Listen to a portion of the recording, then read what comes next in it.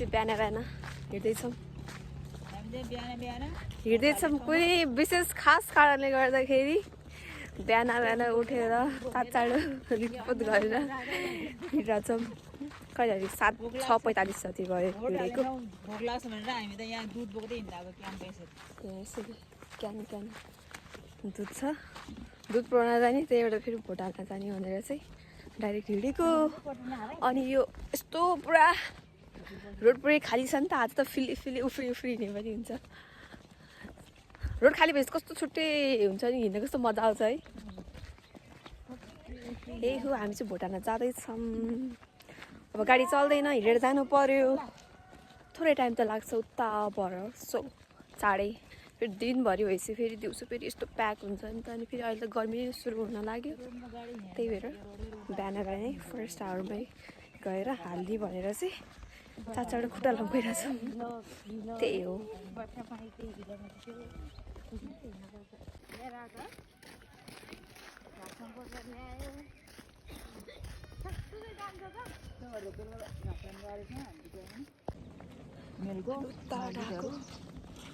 उता पुग्नुपर्छ।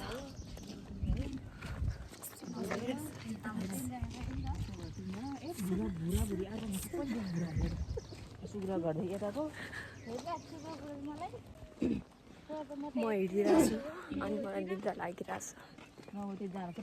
आँखालाई खुट्टा चल्दैन निद्रा लाग्छ।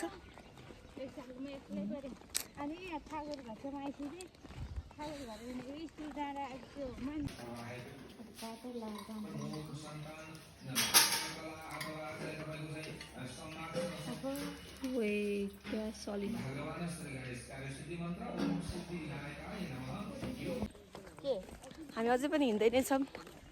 हाम्रो क्यान चाहिँ खाली भइसक्यो। अहिले चाहिँ फ्री पाराले हिँड्दैछौँ हामी। पारा छुट्टै छ यता। अब बिस्तारै यो रोडमा मान्छे अलिक धेरै हुन थालिसक्यो। उता पनि हुन्छ। वाउ, कस्तो राम्रो सन राइज हुँदैछ त्यहाँनिर। हामी फाइनली आइपुग्यौँ। हामी चाँडो आइपुग्यौँ। 7 बजेबाट घोडा नि हामी 7:15 टपक्कै त्यहाँ पुग्छौँ। हाम्रो मान्छेको एक्सपिरियन्स अनुसार धेरै भिड हुन्छ भनेर हामी चाँडो आएको। त्यो हाम्रो स्कुल, म पढेको स्कुल। अब त्यही भोटमा जान्छौँ हामी। यस, देयर इज निर्वाचन प्रहरीहरू त जान्छौँ। बाई बाई गाइज, भोट हालिसकेँ।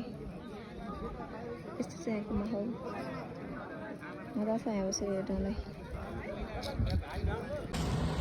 हामी भोट हालेर भ्याएर फर्किँदैछौँ। हामीले हाम्रो भएको कर्तव्य पुरा गरेर आयौँ। Uncle vote हाल्नुभयो? भोट केमा?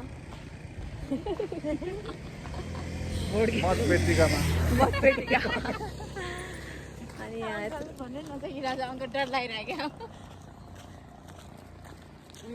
बाटो पुरै खाली छ। म सोध्दैन, बाटो पुरै खाली छ। अनि यस्तो मजा आइरहेछ हिँड्नलाई।